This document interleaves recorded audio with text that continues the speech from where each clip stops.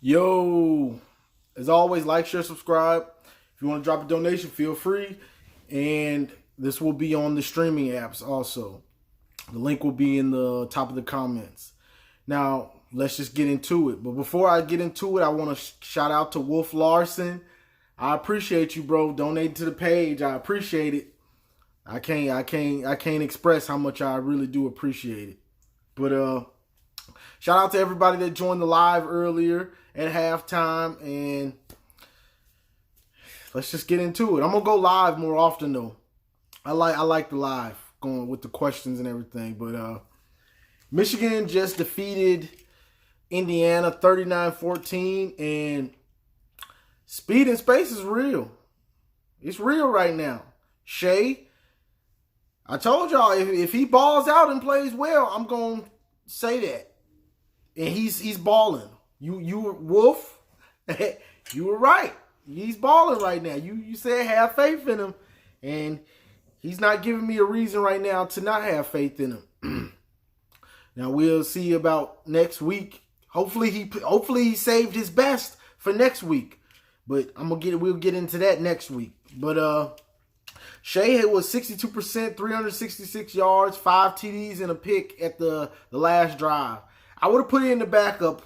I would have put in Dylan or Joe for that last drive, but Harbaugh they said he was trying to get him to six TDs, probably 400 yards. He ended up throwing a pick, but we had like 100 yards rushing total. Charbonnet had like 45, 50 yards, and Haskins had like 45 or something like that.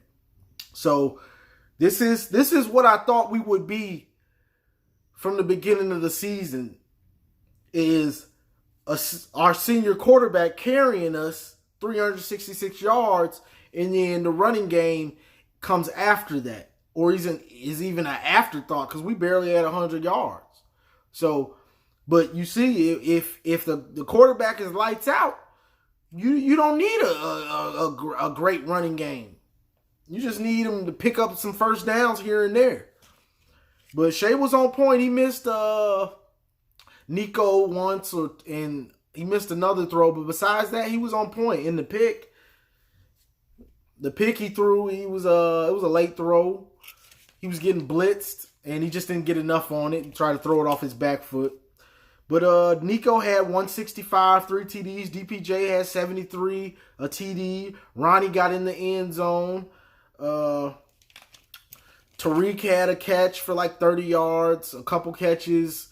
Sanders still got a 35-yarder. Giles Jackson got a 50-yard catch. So you're seeing them get the ball to these players more often. And when Harbaugh trusts, this is the thing about Harbaugh and the offense, the QBs. When he trusts the quarterback, he will let him throw it. And I knew that from the year we had Jake Rudock. Once he trusted Rudock, we were doing like today, where we're throwing most of the time, and we'll run it when we need to. And so he trusts Shea. Shea's got a good fit of the offense, feel of the offense. So he's trusting him to throw the ball now way more, and he's showing that he can do that. This game was close at first, and then Michigan just imposed its will on offense and on defense. The defense had to get comfortable with Indiana's spread attack and somewhat no huddle attack. And once they got focused in on it, and they started pinning their ears back and getting to them, getting to Ramsey and getting to the ball. So this is what we needed. This is what we needed to see. This is what I wanted to see from them.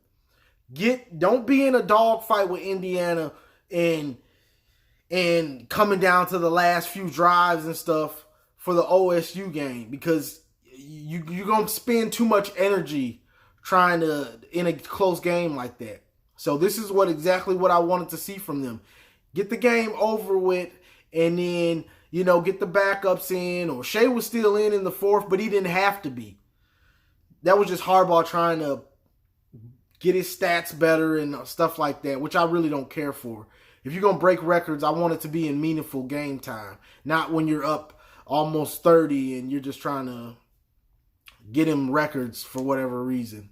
I don't really care for that. If we breaking records, I want it to be in meaningful game steps when the game still matters. Not you just leaving your starter out there to break a record when they're when they're just eating them up. Like that's not. I don't care for that type of stuff. But this was a good, almost another complete game, y'all. We didn't see a turnover until the end of the game when it really didn't matter and Shea was just out there for no reason.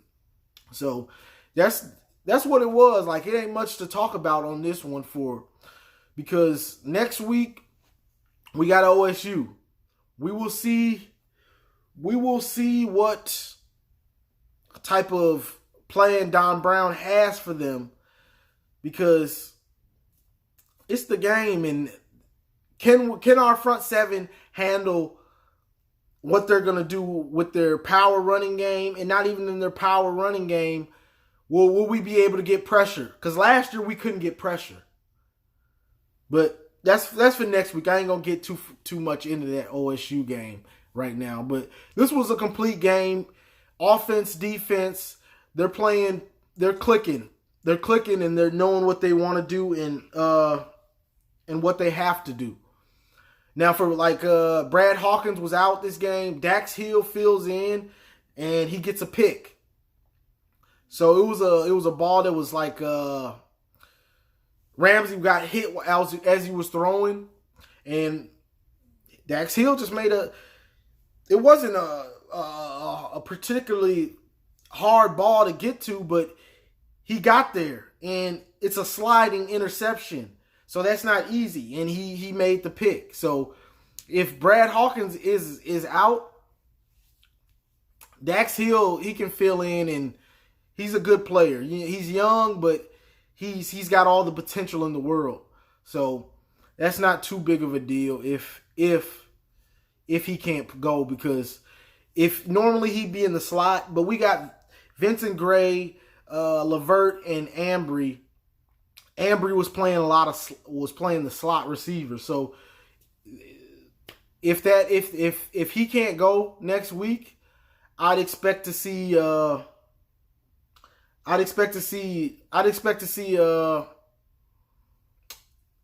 State's going to go after Vincent Gray if Brad Hawkins, even if Hawkins plays and Dax Hill is in the slot, they're going to be going at Dax Hill because he's so young. When you're young, you're prone to make mistakes by not finding the ball or whatever, grabbing. So we'll see if I'm not sure what exactly was the reason for Brad not playing, but he didn't even make the trip, so it must have been some kind of serious, or he might have just been sick. I'm not sure.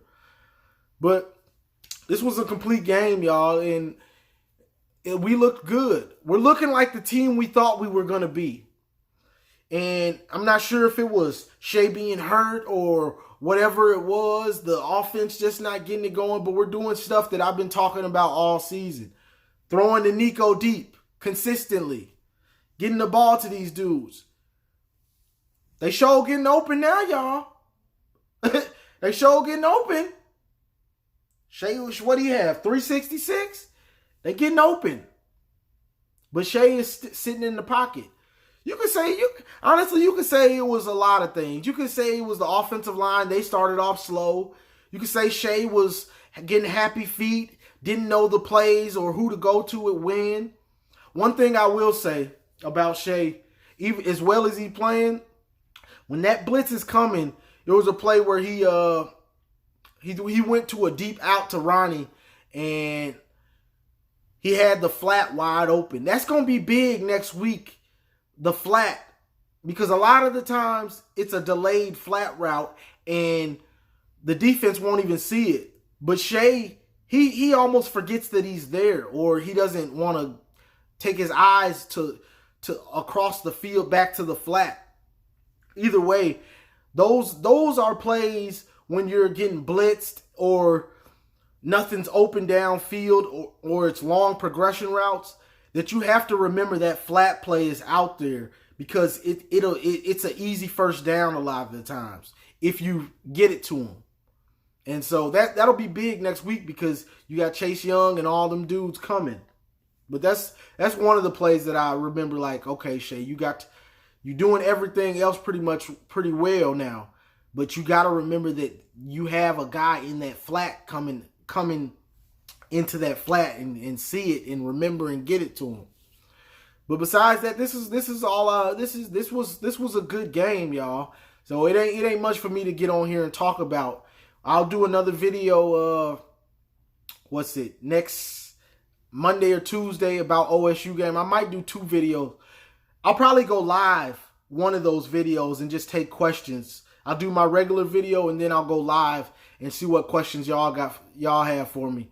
So we can just chop it up about that for a while. I'll probably go live for about an hour or something like that. Because I like answering y'all's questions, and I know a lot of y'all got questions that y'all like to ask. But this was a complete victory, y'all. It's on to OSU. We're playing lights out what we thought we would be right now.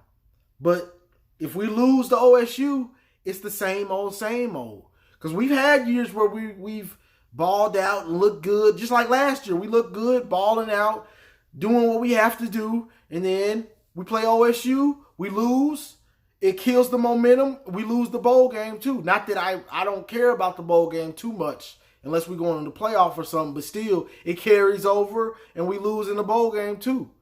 So let's hope that they're on the same page. The players have to have a hatred for OSU. They have to have a hatred for them. Hating someone and feeling like you're disrespected can go a long way to making you play well. It gives you a drive and a passion that can't be replicated. So I hope that these players hate OSU as much as I do, and as much as most of the fans that I know do, because that goes a long way. But you don't want to be out there mad and undisciplined, but playing with a fueled rage goes a long way. A fueled rage, that's hard to stop. But this is a complete game, y'all. So it ain't much. Ain't nothing for me to really talk about this one. We did what we had to do. Got in there. It was a game early, but after about the first half, it was pretty much over. After second, somewhere in the second quarter, it was over. They couldn't do anything.